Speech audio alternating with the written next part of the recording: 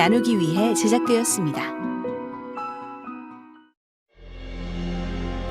믿음의 조상 아브라함, 약속의 사람 이삭,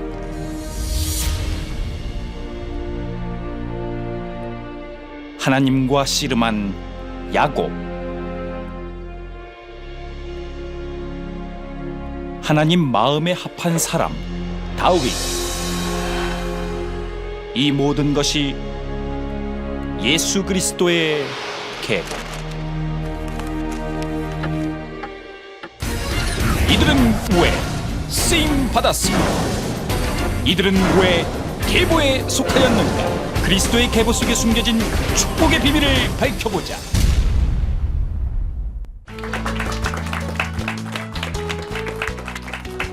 사랑하는 성도 여러분, 안녕하십니까? 예수가 오시는 대로의 진행을 맡은 윤석전 목사입니다. 오늘 또 마태복음에 나오는 족보를 통해서 하나님께서 예수 그리스도를 이 땅에 보내실 구원의 섭리를 깊이 탐색하면서 주님이 오시는 길을 하나하나 살펴보겠습니다. 시글락에서 사울 왕과 요나단의 애처로운 전사의 소식을 들은 다윗은 이후 하나님의 지시로 남유다 왕국의 왕으로 기름 부음 받습니다. 아까 무엇 때문에 사울의 죽음이 애처롭다고 말했느냐? 요나단을 살필 때 다윗의 마음속에는 많이 애처로웠을 것입니다. 그래서 요나단과 다윗의 관계를 말씀드리고자 했었던 것입니다. 이제 거기서 멈추지 않습니다.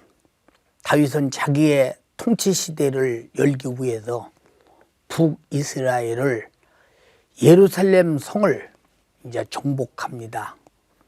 이것은 다윗이 하고자 하는 뜻 같으나 하나님은 예루살렘을 하나님께서 역사하시는 거룩한 지형으로 쓰고 싶은 하나님의 뜻이었습니다. 결국 다윗은 온 이스라엘의 왕이 된 것입니다. 다시 말해서 하나님의 백성의 왕이 되었습니다. 이것은 하나님이 그 백성을 인도하고자 하는 뜻을 이루어 가고자 하는 뜻입니다. 이 과정에서 하나님은 다윗을 어떻게 인도하셨을까요? 하나님은 다윗이 목동으로 시작해서 왕이 되기까지 인도하셨음을 우리는 압니다.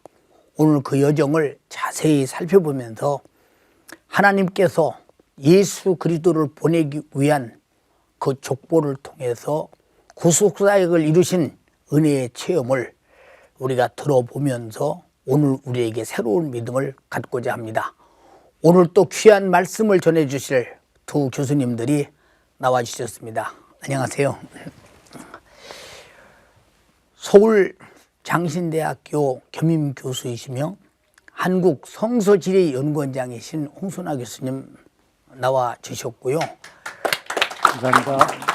그리고 한세대학교의 차준희 교수님께서도 자리에 함께해 주셨습니다. 교수님 감사합니다.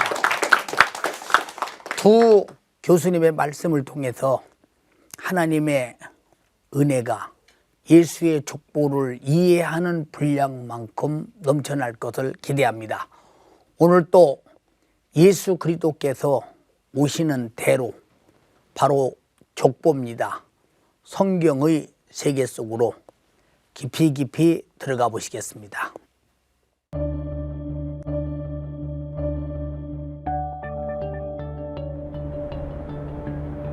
이스라엘의 수도 예루살렘. 다윗이 이스라엘을 통치하며 전성기를 맞은 당시 예루살렘의 흔적이 남아있다. 해발 750m의 예루살렘 고원지대. 다윗의 도성으로 불리는 이곳은 다윗이 온 이스라엘의 왕임을 선포한다. 이것은 하나님의 섭리와 인도하심이 예루살렘을 이스라엘의 역사 안으로 끌어들였음을 의미한다. 다윗은 이 성에서 동쪽 봉우리의 북쪽까지 영토를 확장했는데 그것이 지금의 성전산이다. 현재 이스라엘 사람들이 가장 관심을 갖는 지역, 예루살렘 구시가지. 그 중에서 이곳 다윗의 무덤은 유대인들과 성지 순례객들의 발길이 끊이지 않는다. 이렇게 많은 사람들이 존경하는 다윗은 예수가 오시는 대로를 예비하게 된다. 방금 화면에 나왔습니다. 예루살렘은 난공불락의 성입니다. 우리가 가보아도 그토록 우뚝 선 성은 아마 사방에서 침공할 수 없을 만한 곳이요. 거기는 위에서 지키기만 하면 아래서 감히 침공이 올 수 없는 그런 성입니다. 유일하게 다윗이 이 예루살렘을 정복해서 다윗성이라 이름을 붙인 곳입니다. 홍 교수님, 그 다윗성이라고 하면 어떻게 보면은 다윗이 그 성을 자기 이름으로 갖게 된 이유도 거기 있을 것 같은데 다윗성에 대해서 좀 박식한 지식으로 설명해 주시면 은혜가 되겠습니다.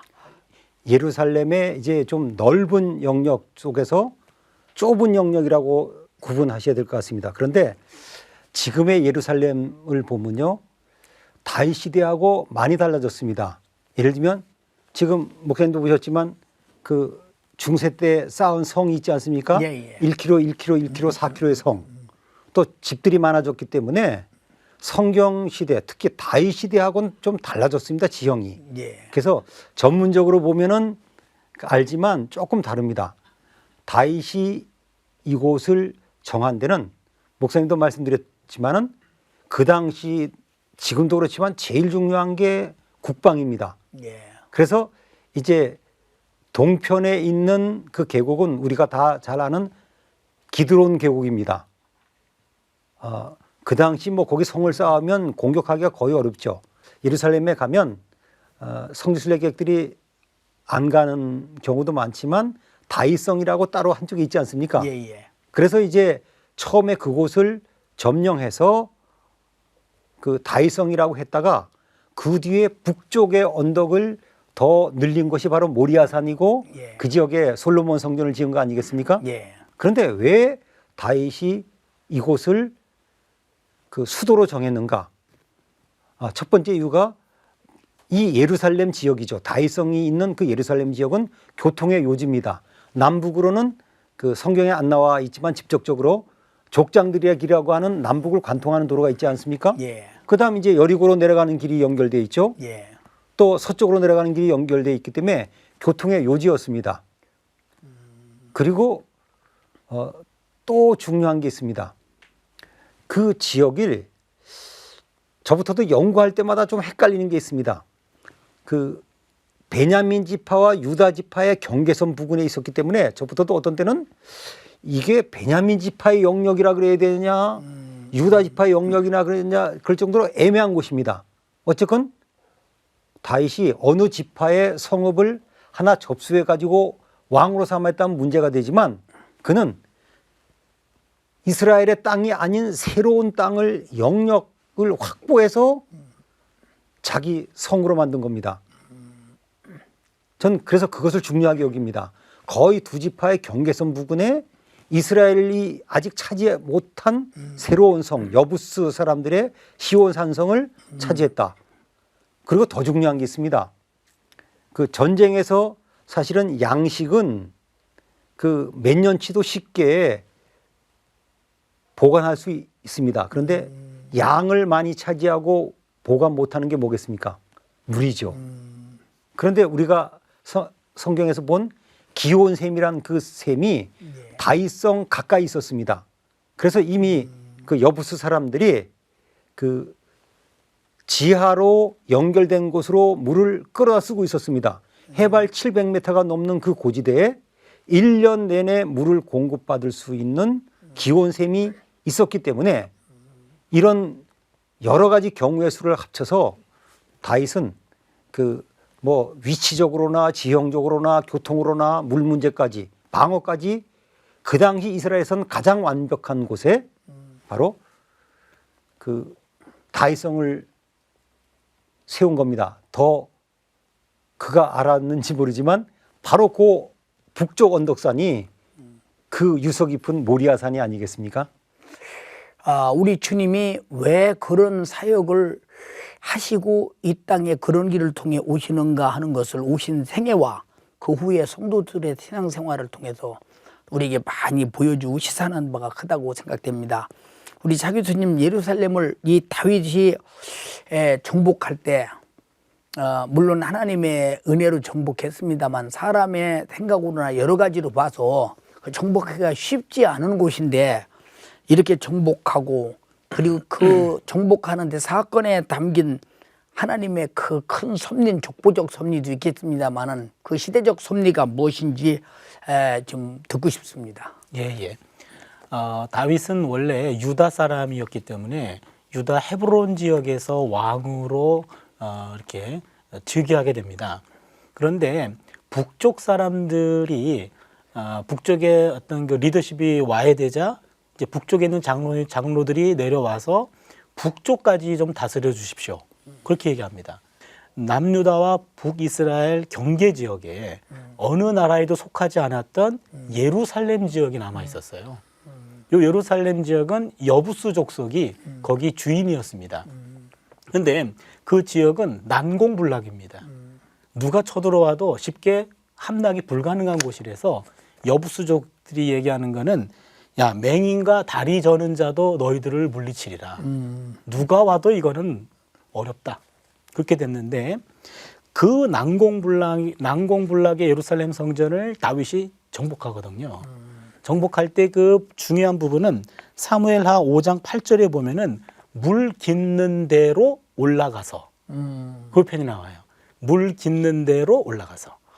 아까 홍 교수님 말씀하신 대로 그것이 기온샘에 있는 물을 지금 700m 고지에 있는 게 예루살렘이거든요. 예. 그러니까 아래에 있는 물을 위로 끌어올릴 수가 없으니까 위에서 예루살렘 성 안쪽에서 땅굴을 팠습니다. 예. 땅굴을 파가지고 아래로 터널을 냈습니다. 예. 이게 한 약 13m 정도까지가 되는데 이것이 물 깃는 곳이에요. 그러니까 예루살렘 안쪽에서 사람들이 그 굴로 들어가서 두레박으로 물을 퍼 올리는 거죠. 여기를 다윗이 알았습니다. 그래서 거기를 개인 군대를 동원해 가지고 그곳을 통해 가지고 바깥쪽에서 예루살렘 안쪽으로 들어가는 거죠. 들어가서 예루살렘 성을 정복하게 됩니다. 그 부분을 요즘 순례객들이 가도 갈 수 있는데 그것을 워터 샤프트, 수구라고 얘기합니다. 원통형으로 된 수구, 그곳으로 올라갔습니다. 그리고 나서 이것은 다윗이 개인 용병을 통해 가지고 정복한 땅입니다. 다윗이 개인이 정복한 거예요. 그 이후로 이 성을 다윗의 성이다. 다윗에게 속한 성이다. 그런 이름을 붙이게 됩니다. 이제부터 예루살렘이 이스라엘 역사에 편입되는 순간이에요. 그 유명한 예루살렘이 다윗 시대 때 들어오게 됩니다. 이후로 예루살렘은 이스라엘의 정치 중심지가 되죠. 하나님이 다윗과 함께 하심으로 이것은 가능했던 일인데요. 그리고 나서 이 모든 일들은 하나님의 백성 이스라엘을 위해서 하나님이 행하신 일입니다. 이것을 다윗이 알았더라. 그렇게 되어 있습니다. 여기서 하나님의 섭리적 인도하심이 예루살렘을 이스라엘 역사 속에 끌어들이도록 한 건데요. 그 이후로 이제 중심이 예루살렘에 있는 시온산이 됐잖아요. 지금까지 야훼 신앙의 중심은 모세의 시내산이었는데 이제는 다윗의 시온산, 예루살렘으로 바뀌게 됩니다. 그래서 이제 신앙의 중심이 시내산에서 시온산으로 이렇게 바뀌게 되는 중요한 포인트가 지금 이 사건에 담겨 있습니다. 다윗이 이 통일 왕국이 된 이스라엘 왕이 된 후 블레셋이 다윗을 치러 온 것이 바알브라심인데요. 왜 이렇게 이스라엘은 역사를 보면 송남의 나라의 침공을 받고 어려움을 당하는데 다윗 시대에 이렇게 블레셋이 다윗을 치러 온 목적이 무엇인지도 잘 모르겠고 서로 사이좋게 지내면 좋을 텐데 이북도 사실은 항상 적화역을 가지고 우리나라를 침공하려고 하는데 그런 마음을 가졌는지, 그리고 이 발브라심이라는 곳을 어느 곳인데 그곳에 와서 블레셋이 다윗을 공격했는지 그 장소를 좀 설명해 주시기 바랍니다. 예, 이 블레셋 사람들은 서쪽에 있지 않았습니까? 예. 저 해안 평야지대에. 네. 근데 그들은 이제 사실은 그 비유로 늘 그렇게 이야기합니다. 옆구리에 가시 아니 옆구리에 비수다. 조금만 틈이 나면 찔러대는 겁니다. 그런데 그들이 이제 블레셋 평야 지역에 있었는데 다윗이 왕이 됐다는 얘기를 듣고 급습을 했는데 안타깝게도 아직까지 나라 체제가 정비가 안 됐는지 적군이 쳐들어오면 미리 좀 알고 준비가 돼야 되지 않습니까? 그렇죠. 그런데 그들이 이제 어느 길로 쳐들어왔냐면 그 예루살렘의 남서쪽 골짜기가 하나 있습니다. 네. 지금 이제 그 철도가 지나가는 곳이죠.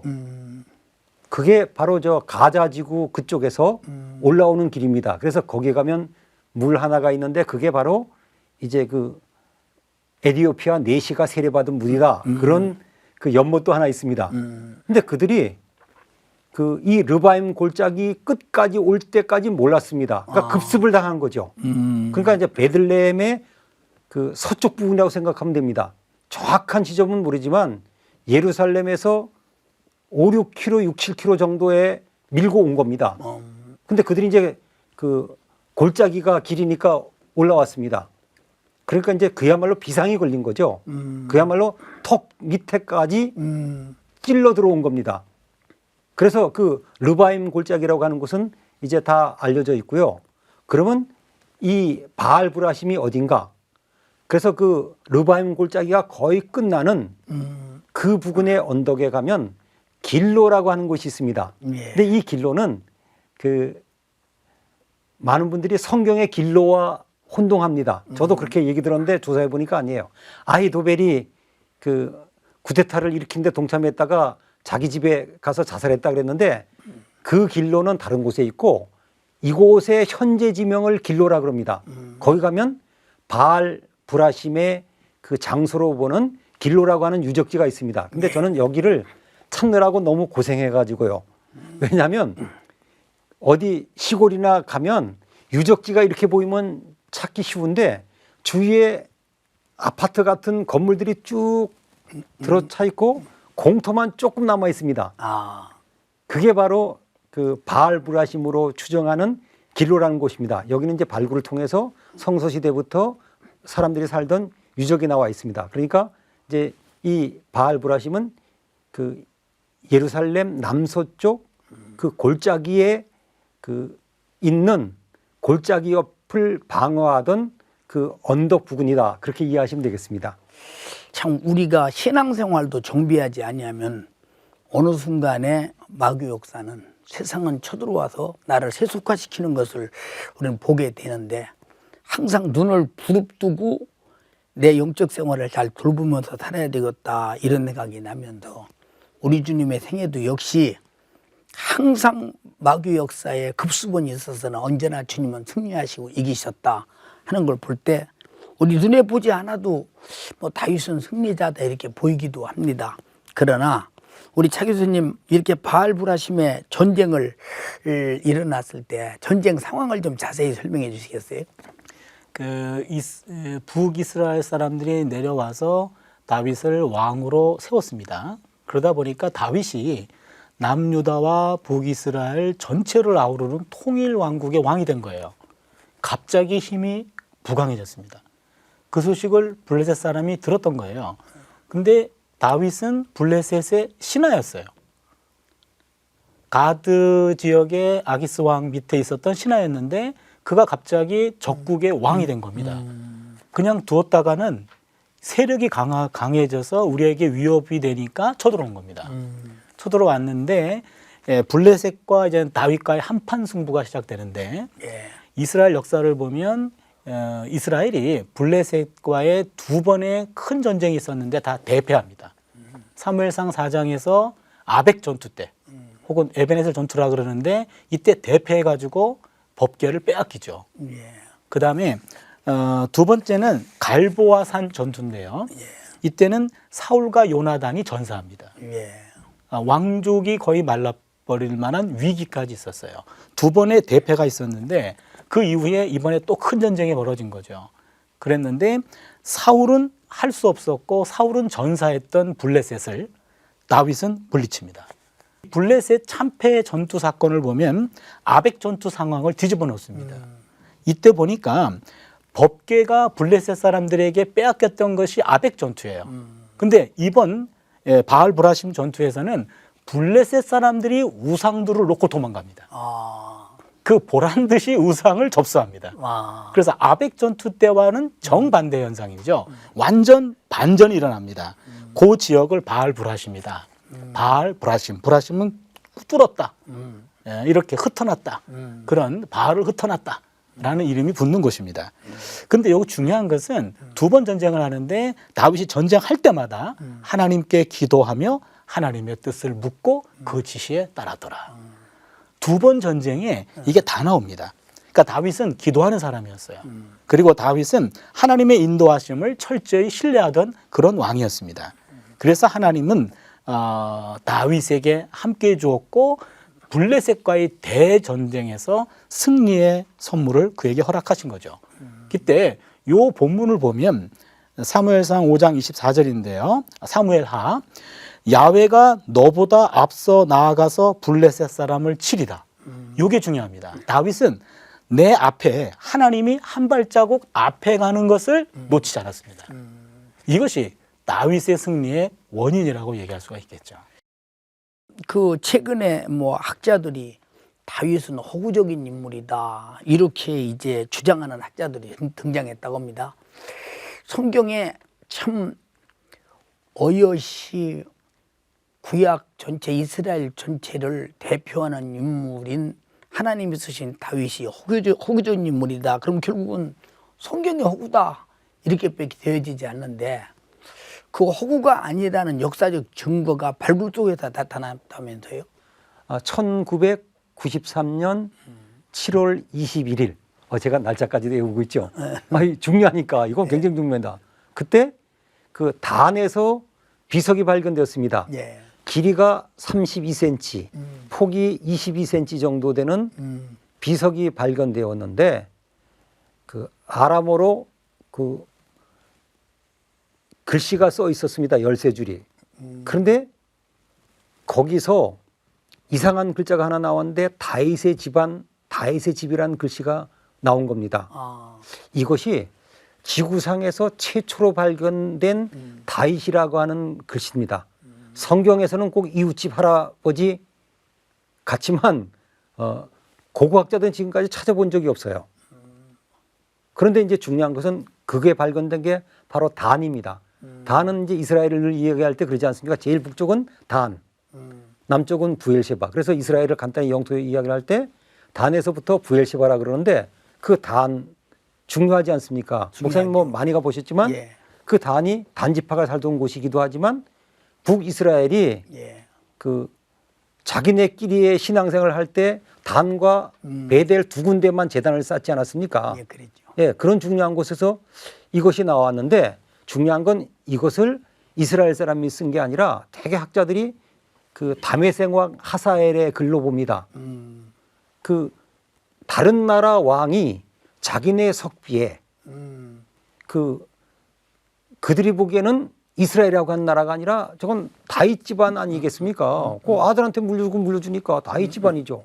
그것을 인정했기 때문에 그것이 이제 그 다윗이 실존 인물이라고 하는 것을 최초로 보여준 그 엄청난 일이 된 겁니다. 물론 아직까지 그 뒤에 또 다시 그런 유물은 발견하지 못했습니다만은 그래서 이 고고학을 하는 입장에서는 그 고고학이 성경의 내용을 증명할 때 쓰임 받는다는 그 예를 들 때마다 정말 흥분할 정도로의 그 석비가 발견된 겁니다. 지금 우리 두 교수님들의 말씀을 들으면서 많은 은혜가 참 넘칩니다. 은혜가 넘칠수록 더 큰 은혜를 사모하는 방청객들이 또 더 큰 은혜를 사모해서 아마 질문이 있으리라고 생각됩니다. 저 홍 교수님께 질문이 있습니다.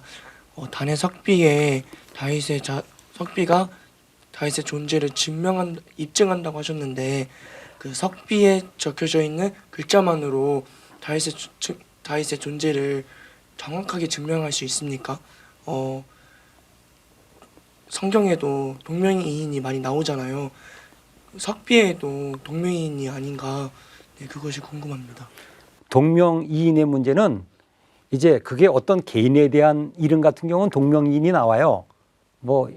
그러나 이거는 다른 나라 왕이 그것도 비속에 자기 개인 서신이나 상대방 나라를 인정하는 글에 쓰여진 겁니다. 그러니까 그 이제 다윗이라고 하는 인물이 많았겠죠. 좋은 이름이니까. 그런데 그 이스라엘을 지칭하면서 다윗이란 말을 썼기 때문에 틀림없는 겁니다. 또 한 가지는 지금까지는 전혀 없었기 때문에 할 말이 없습니다. 저는 그래서 그런 얘기가 나올 때마다 이렇게 흥분합니다. 지구상에 있는 모든 고고학 장소를 100% 발굴하고 난 뒤에 없다는 결론이 나오면 나도 수용하겠다. 우리가 지금까지 발굴한 것은 극히 일부분이다. 예를 들면 이스라엘만 해도 대략 그 고고학 장소를 3만 개까지 예를 들어요. 10,000개 얘기하는 분도 있지만 그중에 발굴된 데는 몇백 개밖에 안 되거든요. 지금 이제 한 250개 부근을 발굴하고 있습니다. 그것도 제가 발굴하고 있는 라기스도 20몇 년 동안 발굴했지만 다 발굴이 아직 안 끝났어요. 그래서 저는 그런 얘기는 이해가 안 간다. 그리고 중요한 것은 한 개라도 나왔다고 하는 겁니다. 그것도 이제 개인적으로 그냥 이제 그 당시는 가죽에다 많이 썼지만 가죽에 쓴 건 거의 다 없어졌을 거고요. 그다음에 이제 토기에다 쓴 것도 있지만 그것도 거의 없어졌겠지만 이거는 한 나라의 왕으로 보는 사람이 석비에다가 제대로 썼기 때문에 이것은 부인하기가 거의 어려운 우리 계통으로 말하면 확실한 증거이기 때문에 그래서 이것은 지금 이스라엘 예루살렘에 가면 이스라엘 박물관에 있습니다. 그러니까 저부터 성지순례 때마다 꼭 이제 거기를 인솔해 가지고 이게 바로 지구상에서 발견된 다윗이라는 이름이다. 또 지금 사진이 아마 스크린에 나올 겁니다. 그래서 제가 직접 찍은 사진도 많지만은 그 박물관에 그것이 전시되어 있습니다.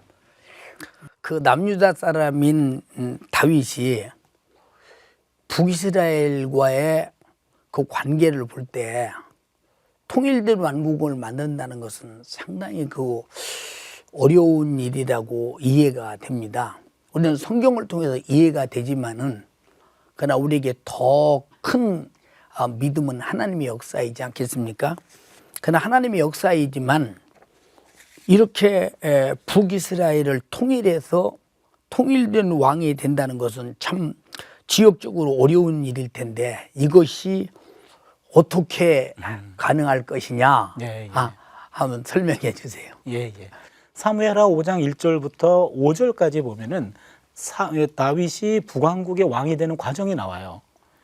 일단은 남유다의 그 왕이 되었을 때 북왕국에는 사울의 아들인 그러니까 이스보셋이라는 사람이 사울 뒤이어서 왕이 돼 있었습니다. 그다음에 군사령관 아브넬이 있었어요. 아브넬. 두 사람이 왕권을 유지하고 있었는데 그 아브넬이 요압 장군에게 전사당하고 그다음에 이스보셋이 장수에 의해 가지고 쿠데타로 암살을 당해요. 그러다 보니까 북쪽에서 갑자기 정변이 일어난 겁니다. 북쪽 궁정에서 정변이 일어나 가지고 지금 뜻하지도 않았게 이런 우발적인 사고가 남북 간의 통일을 이루게 되는 계기가 된 거죠. 그래서 이거 보면은요, 역사는 하나님의 뜻, 그다음에 인간들의 기획, 더하기 우발적인 요소. 이 우발적인 요소까지도 하나님이 쓰시는 방법인 것 같아요. 아멘. 이 세 가지가 어우러져서 북쪽의 권력의 공백이 생깁니다. 이때 북쪽 사람들이 그럴 바에야 남쪽에 있는 다윗에게 우리의 왕권을 맡기자. 그래서 그분들이 장로들이 내려옵니다. 내려와서 북쪽에 있는 이스라엘의 장로들이 내려와서 남유다의 왕이었던 다윗에게 북이스라엘에서도 왕으로 좀 우리를 통치해 주십시오. 그래서 한 지붕 두 가족과도 같이 한 왕 아래 두 나라가 있는 겁니다. 이거를 이제는 학자들은 동군 연합이라 그래요. 동일한 군주 밑에 연합을 이루었다. 그래서 이 남북 왕조 통일 시대는 다윗이라고 하는 특출한 인물, 이 한 사람의 인물 안에서 남북 왕조가 통일이 되는 겁니다. 그러면서 북왕국 사람들이 다윗과 언약을 맺어요. 북쪽에 있는 그 엄청난 세력들을 그냥 백지수표 맡기듯이 맡기는 게 아니고 제한적으로 합니다. 언약을 맺습니다. 계약을 맺습니다. 일종의 계약직이죠. 계약직에서 북쪽 사람들을 천대하지 말아라. 남유다와 북쪽 사람들을 동등하게 대해달라. 이런 식의 계약을 맺어서 이제는 북쪽 왕국을 그에게 맡기게 되는 거죠. 자, 우리 교수님 말씀 들으면서 그때 다윗의 성품이 왕으로서의 참 성군이었다 보면서 평소에 남유다 왕으로서 북이스라엘을 어떻게 대했는가, 그걸 보면 우리가 남유다 왕인 다윗에게 우리나라를 맡겨도 되겠다, 이런 생각을 그때 국가 위정자들이 했기 때문에 왕도 없고 그 나라를 지킬 장군도 없을 때 자기들을 맡길 만한 그런 성군이었다면 얼마나 다윗의 인품과 품위와 큰 그릇을 우리가 보게 됩니다. 홍 교수님, 최근에 다윗과 관련된 그 아주 중요한 장소를 새로 발견했다고 들었습니다. 이곳이 어디고 또 어떤 특징을 가졌는지 우리 또 설명해 주시면 우리 성도들이 또 듣고 은혜가 될 것입니다. 그 이름이 재밌습니다. 그 장소를 확정시킬 때 그 방법 중에 하나가 아까 높 같은 경우는 높은 곳이었잖아요. 예. 이 사라임은 이제 히브리어로 보면 두 개의 성문이란 뜻입니다. 근데 그 마을이 아주 크진 않는데 성문이 양쪽에 있었습니다. 그러면 두 개의 성문, 그게 사라임입니다. 그런데 중요한 것은 그 성문 두 개 때문이 아니고 그 당시에 그 변두리 지역에 그 정도의 성읍을 건설할 정도로는 엄청난 힘을 가진 사람인데 이거는 왕급이다. 마을이 아닙니다. 그 변방 지역에 성 하나를 쌓는데 이 정도로 노력을 기울일 수 있는 사람은 왕 수준이다. 근데 시대가 다윗 왕 때로 나왔어요. 예. 그래서 이곳이 사라임이라고 하면서 이제 전 세계적으로 그 고고학 관계나 이런 데에 매스컴의 집중 공격을 매스컴의 집중 그 관심을 받았습니다. 예. 다윗 시대에 새로 건축한 큰 성읍이 발견되었다. 그래서 그것을 발견한 교수가 히브리 대학의 요셉 가르핑클 교수입니다. 그분이 성경 시대를 처음으로 발굴하면서 그것을 발굴했습니다. 그리고 그 발굴이 끝나면서 또다시 한 곳을 성경 시대 발굴을 해보자 한 게 바로 라기스인데 그 인연 때문에 저도 이제 라기스 발굴을 같이 시작하게 된 겁니다. 저는 지금도 감사한 건 그 키르베 케이아파라고 하는 사라임의 마지막 발굴 보고서 때 현지에서 합니다. 그러면 전 세계 고고학자들이 다 모여가지고 그 모든 과정을 설명할 때 제가 영광스럽게도 이스라엘 갔다가 거기에 참여하고 그 모든 걸 사진과 비디오로 다 저 혼자 기록했습니다. 그래서 성경의 그 한 장소, 특별히 그 다윗은 실존 인물일 뿐이 아니라 변방의 그 한 마을을 요새로 지을 만한 강력한 힘이 있었다. 이것이 그 사라임을 통해서 증거가 되었습니다. 그 성경 속에 이런 여러 그 성지의 장소를 발견될 때마다 그 성경 속에 인간의 그 삶을 이끌어 가시는 하나님의 그 절대적 역사, 움직임이 참 실감이 나는데, 우리는 어떻게 보면 사람이 움직인 것 같지만 예수 그리스도의 족보에서 나타나는 모든 상황은 예수 그리스도가 그들 속에서 움직여가면서 오시고 계시는 것이거든요. 지금요. 그렇기 때문에 이 사라임에서는 발생했던 그 사건이 또 어느 의미가 있기 때문에 사라임이 있는 것이니까 거기에 대해서 자세히 좀 설명해 주시면 좋겠습니다. 예, 예. 그러니까 골리앗과 이제는 다윗과 그 1대1 대결이 벌어졌을 때 그 장면으로 우리가 돌아가는데요. 둘이서는 이제는 처음에는 기선잡기용 말다툼을 시작했습니다. 그랬다가 이제는 말싸움이 아니라 이제는 몸싸움으로 넘어갔어요. 그리고 연설이 아니라 행동할 때입니다. 그런데 싸움하기 전에 말싸움은 굉장히 길었습니다. 근데 이제 행동을 보여주려고 할 때 다윗이 잽싸게 움직여서 골리앗이 움직일 수 있는 그런 시간적인 여유를 주지 않아요. 물맷돌 한 방으로 끝장을 냈잖아요. 그렇게 되자 이 골리앗을 잔뜩 믿고 있었던 블레셋 사람들이 허를 찔린 겁니다. 아니 어떻게 이런 일이? 그들이 정신을 잃었어요. 혼비백산할 때 그들이 도망쳤습니다. 도망쳤을 때 이때 이스라엘 사람들이 이제는 일제 일어나가지고 그들을 추격합니다. 추격을 하는데 이미 블레셋은 전열이 무너졌어요. 혼비백산하고 도주하는데 일제히 환호성을 치르며 추격해 갔는데 어디까지 도망갔냐면 블레셋 사람들의 성읍인 에그론까지 도망갔습니다. 근데 거기까지 추적해 갔어요. 추적하고 더 쫓아간 것이 사라임이에요. 거기까지 가서 완전히 퇴각시키고 퇴폐시킨 장소. 그게 바로 사라임이고 이 전쟁은 이스라엘의 승리로 끝나게 되는 거죠. 여기서 이 골리앗은요, 강력한 최고의 병기로 무장했습니다. 키는 3m 가까웠고 최고의 무기를 가지고 무기 가공할 만한 무기를 자랑했는데 다윗은 보다 강력한 비밀 병기가 있었어요. 골리앗은 최고의 병기, 다윗은 비밀 병기. 그게 뭐냐면 전쟁의 성패는 인간의 무기에 있지 않고 바로 전쟁의 주인이신 여호와 하나님에게 있다 이거죠. 아멘. 그래서 다윗이 그걸 고백해요. 하나님이 인생의 비밀 병기였다는 거죠. 그래서 사무엘하 17장 47절에 또 여호와의 구원하심이 칼과 창에 있지 아니함을 이 무리에게 알게 하리라. 전쟁은 여호와께 속한 것인즉 그가 너희를 우리 손에 넘기시리라. 여기서 전쟁은 끝납니다. 그러니까 우리가 갖고 있는 그런 세속적 병기보다도 하나님이 우리에게 보여주시는 비밀 병기가 더 강력한 병기다라는 걸 여기서 한번 더 배우게 됩니다. 굉장히 감회가 새롭고 믿음이 더 내가 목사지만 새로워지는 것 같습니다. 오늘 이 시간 또 방청객들이 또 듣고 얼마나 알고 싶은 것이 많겠어요. 저도 알고 싶어서 계속 묻는데 아마 우리 방청객들이 묻고 싶은 말씀을 아마 교수님들께 물을 것입니다. 네. 차 교수님께 여쭤보겠습니다. 다윗이 이스라엘의 계약지 왕이라고 하셨는데 당시 계약지 왕이 어떤 것이었는지 좀 더 자세히 알고 싶습니다. 예. 전혀 연고가 없었던 북이스라엘 사람들이 와서 우리의 왕이 되어 주십시오.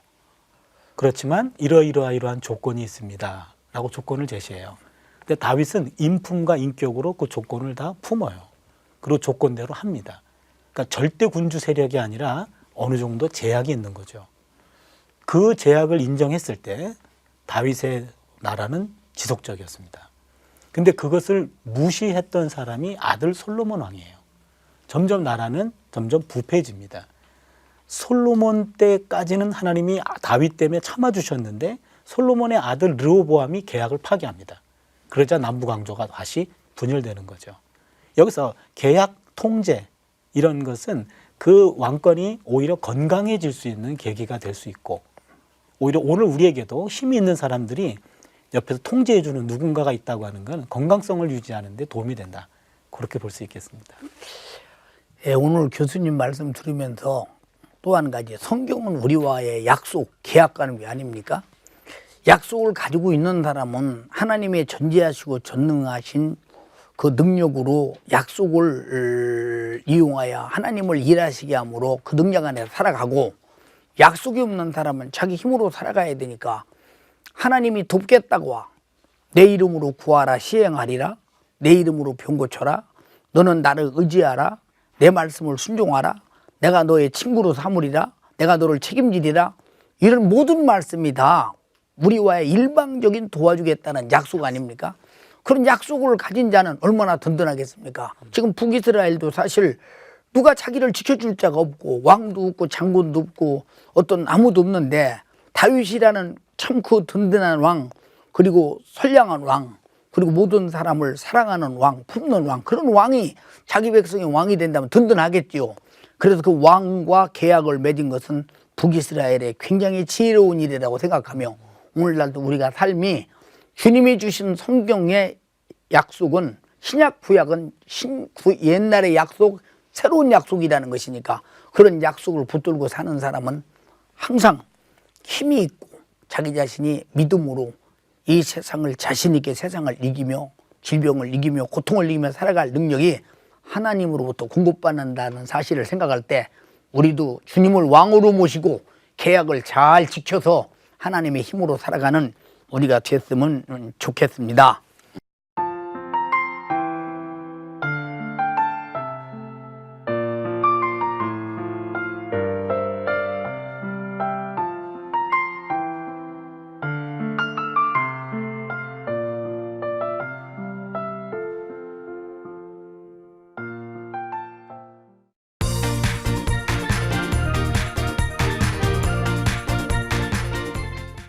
우리 시청자 여러분들에게 드리는 성경 퀴즈 시간입니다. 예루살렘은 누구의 이름이 붙여져서 명칭이 됐나요? 예루살렘은 누구의 이름이 붙여져서 명칭이 됐나요? 바로 이 질문입니다. 이에 대한 답을 지금 아래 나가는 주소로 이렇게 보내주시면 추첨을 통해서 제가 쓴 책과 교수님들께서 쓰신 명저서를 선물로 드리겠습니다. 아마 읽으시면 좋은 은혜가 될 것입니다.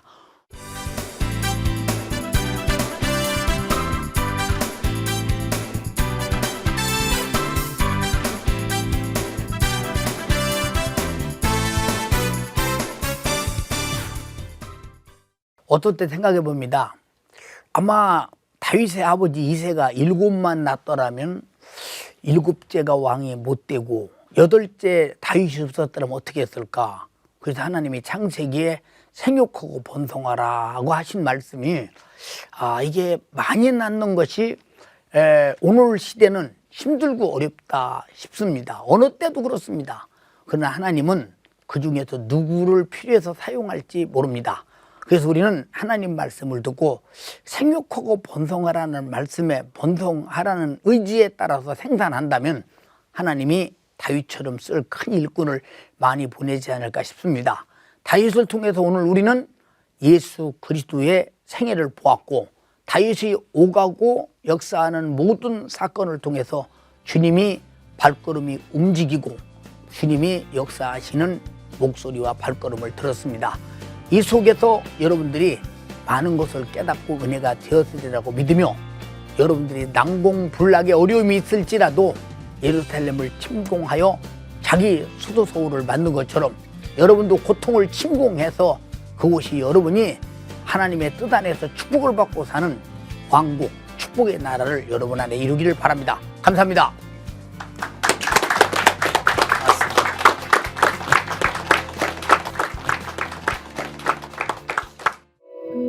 이 방송을 보시고 영상선교에 참여하실 분은 ARS 060-800-1111번을 눌러주세요.